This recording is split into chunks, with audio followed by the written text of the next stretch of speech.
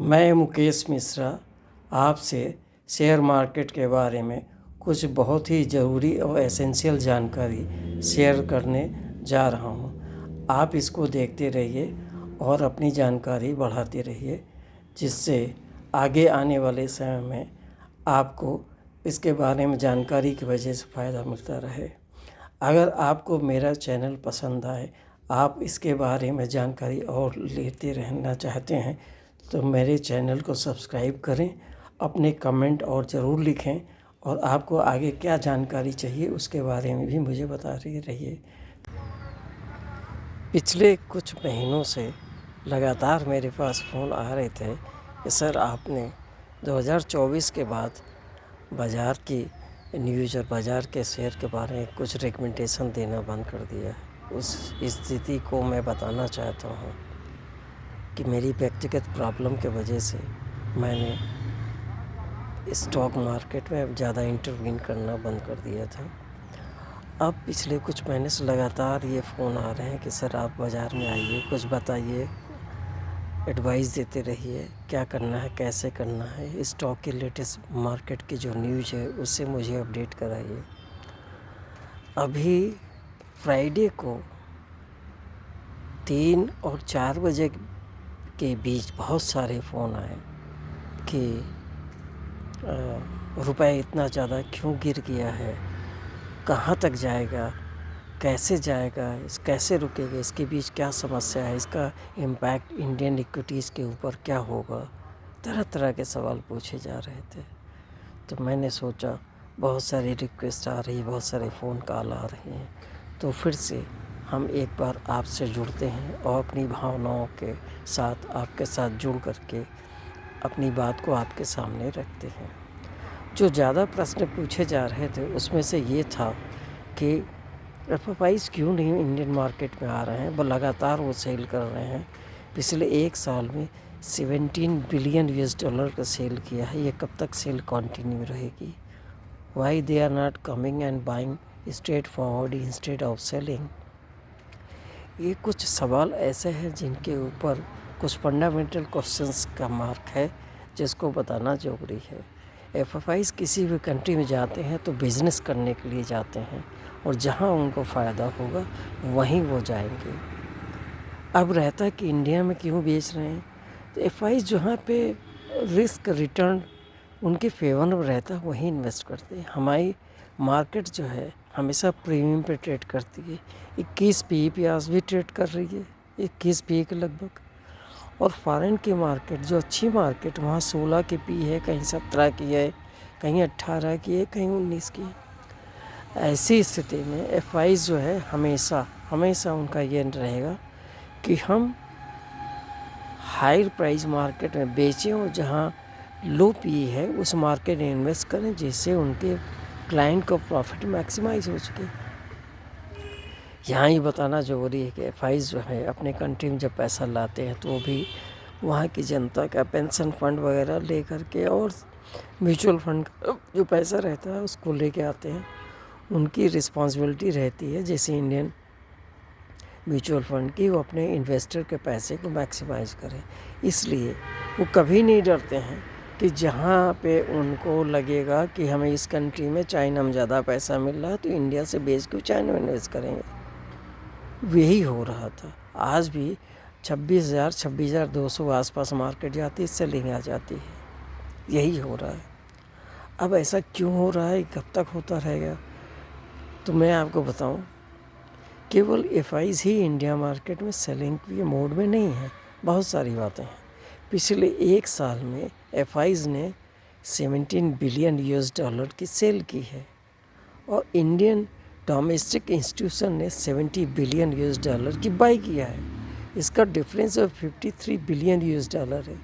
इसका मतलब है इंडिया के अंदर जो म्यूचुअल फंड है उन्होंने एफआई से 3 गुना ज़्यादा सेल किया है। 3 गुना, 3 से 3.5 गुना ज़्यादा सेल किया। 53,000 billion US dollar domestic institution ने सेल किया है, क्योंकि एक साल में एफआईज़ ने 17 बिलियन सेल किया है और डोमेस्टिक इंस्टीट्यूशनल इन्वेस्टर ने 70 बिलियन की बाई की है, तो दोनों के डिफरेंस जो 53 बिलियन है वो तो साफ स्पष्ट करता है कि Indian mutual fund, Indian domestic institutional investor ने 53 बिलियन डॉलर की सेल किया है। तो इसमें बहुत ज़्यादा वो नहीं करना चाहिए। हमारा जो एंकर इन्वेस्ट पिछले 1 साल में जो मार्केट का ट्रेंड है, जितने भी मैनेजमेंट है अच्छी कंपनीज का है, चाहे सोनाडाइन हो, चाहे हैवेल्स हो, हैवेल्स के बाद फिर जो दूसरी कंपनी है क्या नाम ना याद नहीं आ रहा, सारी कंपनी के मैनेजमेंट 2.5 लाख करोड़ की अपनी पर्सनल 2%, 3% डेली मार्केट के अंदर ओपन मार्केट ऑपरेशन में बेचा है। 10,000 करोड़ की इक्विटी केवल विशाल मेगा मार्ट ने बेचा है। तो इस तरह से सेल जब आएगी तो मार्केट में बाइंग भी रहेगी, प्लस आईपीओ जो आ रहे हैं डेली 4, 3, 2, 1 लगातार आते जा रहे हैं, मार्केट से बराबर पैसा आ रहा है। तो मार्केट में सेकेंडरी मार्केट के बजाय वो सारा पैसा प्राइमरी मार्केट में जा रहा है, अब्जॉर्ब हो रहा है। एक कारण ये भी है कि सेकेंडरी मार्केट में सेलिंग का प्रेशर, ये सब कारणों चलते रहते हैं, होता रहता है। अब सवाल ये है कि एक दूसरा क्वेश्चन जो है कि रुपया क्यों गिरा। पिछले सितंबर से लेके आज तक सारे मार्केट में यही ट्रेंड है कि अमेरिका इंडिया जो ट्रेड डील सितंबर से हो रही, सितंबर में नहीं हुई, अक्टूबर में नहीं हुई, नवंबर आधा निकल गया उसमें नहीं हुई। तो ऐसी परिस्थिति में रिस्क ऑफ जो ट्रेड है वो चाहते हैं ऐसी अनिश्चितता की स्थिति में जितने भी रिस्क ऑफ ट्रेड है वो निकलें, इसलिए फॉरेन इंस्टीट्यूशन बड़ी तेज़ी से यहाँ बेच के निकल रहे हैं। अब आता है सवाल कुछ पूछा गया है कि इंडियन रुपये के ज़्यादा फॉल से इसका इक्विटी मार्केट क्या असर पड़ेगा, इसका निगेटिव असर पड़ेगा। क्यों, मैं बता रहा हूँ, एक्सप्लेन करता हूँ। पहले जब एफआईज आते थे तो 80-88 रुपए के आसपास, 85 रुपए के पास, जो 5 साल पहले इन्वेस्ट किए होंगे वो 84-83 रुपए पर डॉलर के हिसाब से बाई करके इन्वेस्ट किया होगा। आज जब सेल करके जाएंगे जितना प्रॉफिट है उसमें से कुछ परसेंटेज तो रुपये जो डिप्रेशिएट किया है उसमें ही निकल जाएगा। आज वो अगर बेच करके डॉलर बाई करके रिपैट्रिएट करते हैं इंडिया से, तो आज $1 की कीमत 89 पॉइंट समथिंग रुपीज़ है। तो इसमें उनको लॉस है। जब तक रुपए का डिप्रिसिएशन नहीं रुकेगा, रुपया स्ट्रॉन्ग नहीं होगा, एफआईज बिल्कुल नहीं आएंगे मार्केट के अंदर, बहुत कम आएंगे। ब्लॉक डील में आएंगे जहां देखेंगे उनको कुछ शेयर, अच्छी कंपनी के शेयर सस्ते मिल रहे हैं, वहाँ वो बाई करेंगे। Otherwise day to day market में उनकी बाइंग कम होती जाएगी जब तक रुपए में स्टेबिलिटी नहीं आएगी। ये कुछ कारण हैं जिसके वजह से एफआईज इंडियन मार्केट में अपने को दूर रख रहे हैं, बल्कि रिस्क ऑफ ट्रेड के वजह से वो और भी सेल करके निकल रहे हैं बाज़ार से, प्रॉफिट लेकर। जहाँ जहाँ उनको प्रॉफिट हो रही है वो प्रॉफिट लेके बाज़ार से दूर हट रहे हैं। अब ऐसी परिस्थिति में ये बहुत ज़रूरी हो गया है कि इंडिया में कब बाइंग आएगी, इंडियन इक्विटी मार्केट कब आएंगे। अब दो चीज़ें हैं, या तो पी रेशियो इंडिया का कम हो, वो कैसे कम होगा, इंडियन कंपनीज के कॉर्पोरेट रिजल्ट आना शुरू हुए जो सेकंड मार्केट में एक्सपेक्टेशन से थोड़ा अच्छे हैं, वाव फैक्टर नहीं है, बहुत ज़्यादा अच्छे नहीं हैं। तो या तो कंपनी के रिजल्ट बहुत अच्छे आए जिससे कि पी वैल्यू इंडिया की कम हो, जिसकी वजह से मार्केट में वो जब तक ऐसा नहीं होगा तब तक वो मार्केट में नहीं आएंगे। ये कुछ ऐसे विशेष कारण हैं जिसके वजह से इंडियन कैपिटल मार्केट में एफआईज का सेलिंग प्रेशर लगातार बना हुआ है। थोड़ा सा ऊपर जाता है फिर उनकी सेल आ जाती है। तो ऐसी परिस्थिति में आपको सोचना है क्या करना है, कैसे। अभी फ्राइडे को जो मार्केट गिरी है, रुपए डिप्रिसिएशन तो एक कारण था, दूसरा कारण ये कि रिस्क ऑफ ट्रेड से ज़बरदस्त पूरे वर्ल्ड वाइड अमेरिकन एफआईज ने पूरे वर्ल्ड में सेल किया है। अब उनको ये लगता है कि अमेरिकन इकोनॉमी बहुत स्ट्रांग है, यहाँ रुपया डिप्रिसिएट हो रहा है, यहाँ से बेच के निकलेंगे, अमेरिका में ही अच्छा रिटर्न मिलेगा, इसलिए अमेरिकन इकोनॉमी जब तक स्ट्रांग है तब तक है।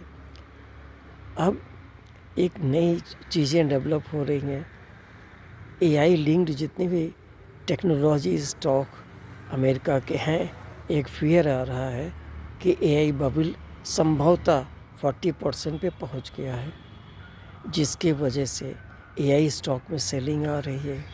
अब एआई स्टॉक में जब सेलिंग आएगी तो उसका इम्पैक्ट इंडियन टेक्नोलॉजी शेयर पे भी पड़ेगा, और वो हो रहा है। टेक्नोलॉजी के शेयर 2 महीने पहले बहुत तेज़ी से बढ़े, उसके बाद लगातार गिरते जा रहे हैं, ये उसी का असर है। इन परिस्थितियों में आपको सोचना है, देखना। अच्छा, एक और चीज़ हुई, फ्राइडे को मेटल स्टॉक बहुत तेज़ी से गिरे। क्यों गिरे? इसका रीज़न मेन ये था कि अमेरिका में जो रेट कट की परसेंटेज उम्मीद थी, पहले 90% था कि दिसंबर में रेट कट जो है वो घटेगा 25 बेसिस पॉइंट से। फिर उसके बाद वो परसेंटेज कम होकर 60 आया, फिर 45 आया। आजकल वो परसेंटेज कि अमेरिका में रेट घटने की जो उम्मीद है वो 35 के अराउंड आ गया है। ऐसे लगता है कि इस पोलिंग से जहाँ पर रेट कट की बात की जा रही थी, रेट कट के फेवर में 90 लोग थे, अब उसके फेवर में केवल 35 लोग बचे हैं 35%। अब रेट कट नहीं होगा तो इसका मेटल स्टॉक पे ज़बरदस्त असर पड़ेगा, इसलिए फ्राइडे को मेटल स्टॉक भी दबा के इंडियन बेचे गए। अब वो कौन सी परिस्थितियां हैं, जैसे कि इंडियन मार्केट में बाइंग आई एफआईज को, वो परिस्थितियां ये हैं कि जो डिले हो रहा है इंडिया अमेरिका की टैरिफ ट्रेड डील में, जल्दी से जल्दी ये डिले ख़त्म हो, जिससे कि ये अनसर्टेनिटी ख़त्म हो। तो एफआईज जहाँ उनको अच्छा लगेगा, जहाँ लॉन्ग टर्म 2 साल 3 साल 4 साल 5 साल का रिटर्न अच्छा मिलेगा, वो बाइंग शुरू करेंगे। जब तक ये नहीं होता है तब तक ये अनसर्टेनिटी स्टॉक मार्केट के लिए, ख़ासतौर से इंडियन कैपिटल मार्केट के लिए अच्छी नहीं लगेगी, अच्छा नहीं होगा। 25% पहले था, उसको बढ़ा के 50% कर दिया था। कम से कम वही 25% कम कर देते तो थोड़ा वो मिलता, वो भी बात नहीं चल रही है। दोनों तरफ से मिनिस्ट्रियल जो अब हमारी तरफ से गवर्नमेंट ऑफ इंडिया की तरफ पीयूष गोयल जी, अमेरिका की तरफ जो उनके इकोनॉमिक के एक्सपर्ट है, जो प्रेसिडेंट ट्रम्प के क्लोज एडवाइज़र्स हैं, जो मिली जुली जो रिपोर्ट आ रही है कि हाँ धीरे धीरे ट्रेड डील की तरफ बढ़ रहे हैं, लेकिन ये ट्रेड डील इतना लंबा खींच रहा है, इससे अनसर्टेनिटी आ गई है। इस वजह ट्रेड रिस्क ऑफ की वजह से ज़बरदस्त सेलिंग है मार्केट के अंदर, और इस सेलिंग की वजह से इंडियन कैपिटल मार्केट उभर नहीं पा रहा, और ये स्थिति जब तक बनी रहेगी जब तक ये ट्रेड डील हो नहीं जाती। अच्छा, ट्रेड डील हो जाएगी, वो कौन सी कंपनियां हैं इंडियन कंपनी जिनको फ़ायदा होगा? तो अगर ट्रेड डील हो जाती, वो कंपनियां जिनका मेजर एक्सपोर्ट अमेरिका में होता तो वो फ़ायदेमंद रहेंगी। 2-3 कंपनियों का मैं नाम गिना देता हूँ। सोना काम, जो कि ऑटो स्टीयरिंग, सोना स्टीयरिंग के नाम से थी, ऑटो स्टीयरिंग बनाती है, इसका 40% एक्सपोर्ट अमेरिका में होता था। भारत फोर्ज, इसका भी मेजर पोर्शन अमेरिका में एक्सपोर्ट का होता था। इस तरह की कुछ और कंपनियां हैं जिनका एक्सपोर्ट, जितनी भी एक्सपोर्ट ओरिएंटेड कंपनीज है जिनका 30% मार्केट रेवेन्यू अमेरिका से है, वहाँ पॉजिटिवनेस आएगी, वहाँ पे शेयर बढ़ेंगे। अब मेटल हो गया।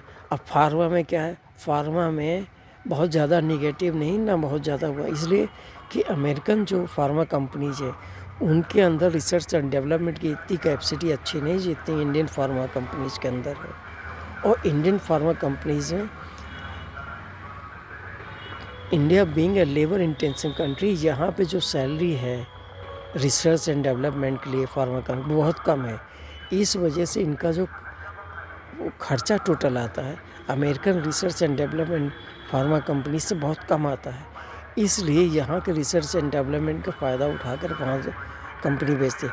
कुछ फार्मा कंपनीज जिनको मेजर बेनिफिट होगा उसमें डॉक्टर रेड्डीज हैं, आरो फार्मा है, और लुपिन लैब हो सकता है, इसको भी कुछ बेनिफिट हो।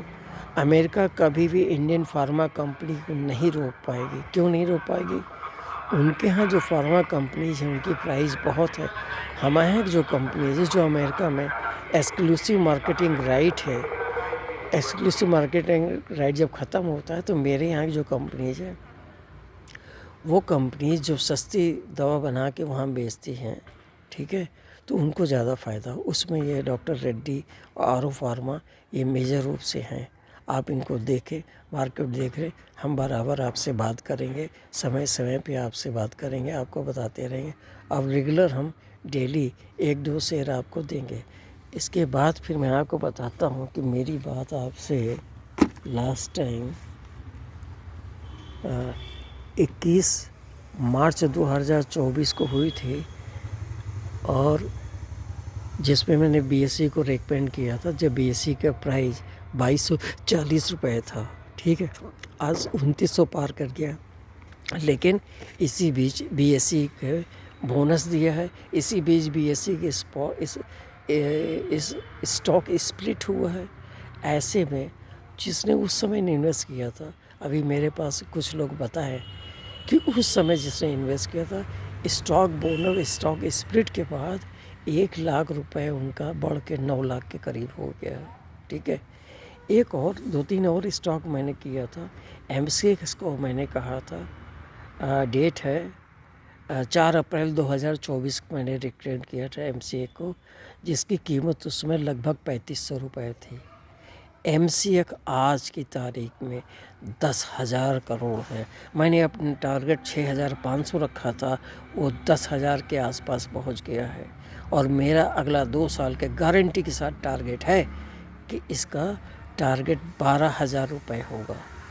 ऐसी परिस्थिति में इतना प्रॉफिट हो रहा है, तभी मेरे पास बार बार आपके फ़ोन कॉल्स आ रहे थे कि सर आप बिल्कुल चुप बैठ गए हैं, आकर रिकमेंडेशन नहीं देते हैं। देखिए, एक बात समझ लीजिए, जितने भी प्लेटफॉर्म स्टॉक्स हैं, प्लेटफॉर्म स्टॉक की यही खूबी है, यही ब्यूटी है कि उनके अंदर गिरावट आएगी लेकिन फिर से तेज़ी आएगी। इस समय इंडिया के अंदर equity penetration in comparison to advance countries बहुत कम है। मेरे ख्याल से 2010 में 4 या 5% था, 8 से 10% से ज़्यादा नहीं होना चाहिए। अमेरिका में एडवांस कंट्रीज़ में इक्विटी पेनिट्रेशन मतलब 100 आदमियों में से 40 से 45 आदमी शेयर खरीदता बेचता है। इंडिया में 140 करोड़ में से केवल 10% से कम लोग ही शेयर में इंडल्ज हैं। हमारे यहाँ डीमैट अकाउंट की संख्या 18 करोड़ से ऊपर हो गई है। अगर डीमैट की संख्या बढ़ रही है, इसका मतलब इक्विटी पेनिट्रेशन बढ़ रहा है, इक्विटी में ज़्यादा से ज़्यादा लोग आ रहे हैं, अपने अकाउंट डीमैट अकाउंट खुलवा रहे हैं, शेयर में तेज़ी से बढ़ रही है। इसलिए जितने भी कैपिटल मार्केट के प्लेटफॉर्म शेयर्स हैं, बीएसई हो गया, सीडीएसएल हो गया, एमसीएक्स हो गया, इनमें गिरावट आएगी, लेकिन थोड़ी सी गिरावट आएगी, उसका 4 गुना बढ़ेंगे। ऐसी स्थिति में ध्यान देने की बात है कि जब भी इन स्टॉक में गिरावट आए, आप थोड़ा थोड़ा करके खरीदिए और लॉन्ग टर्म इन्वेस्ट कीजिए। इनके अंदर कभी घाटा होने का सवाल नहीं है, ये मैंने पहले भी कहा था। और मैंने 1 साल पहले का जो मेरा टारगेट था वो 6,500 था एमसीएस का, वो 10,000 पहुँच गया है, ठीक है। अभी मेरा 2 साल का टारगेट इसका 12,000 रुपये का है। इसी तरह बॉम्बे स्टॉक एक्सचेंज भी बढ़ता रहेगा। तो ऐसी परिस्थिति में आप उन स्टॉक की तरफ ध्यान दीजिए जहाँ पे किसी न किसी कारण से इक्विटी मार्केट चाहे जितनी गिरावट आए, लेकिन उनमें ट्रेडिंग होना है। हर आदमी बॉम्बे स्टॉक एक्सचेंज में बाई और सेल करेगा। इतने आईपीओ जाए, उसकी लिस्टिंग होती है, उसकी फ़ीस देनी पड़ती है। जब बेचता है तो उसकी सर्टेन फ़ीस देनी पड़ती है, जब खरीदता है तो उसकी फ़ीस देनी पड़ती है। इसी तरह सीडीएसएल है, सीडीएसएल में भी वही कारण है जो बीएसई में है। कोई शेयर में ज़्यादा प्रॉफिट होता, किसी में कम होता। डीमैट अकाउंट में सीडीएसएल भी अच्छा निकल गया है, उसमें भी प्रॉफिट बना रहा।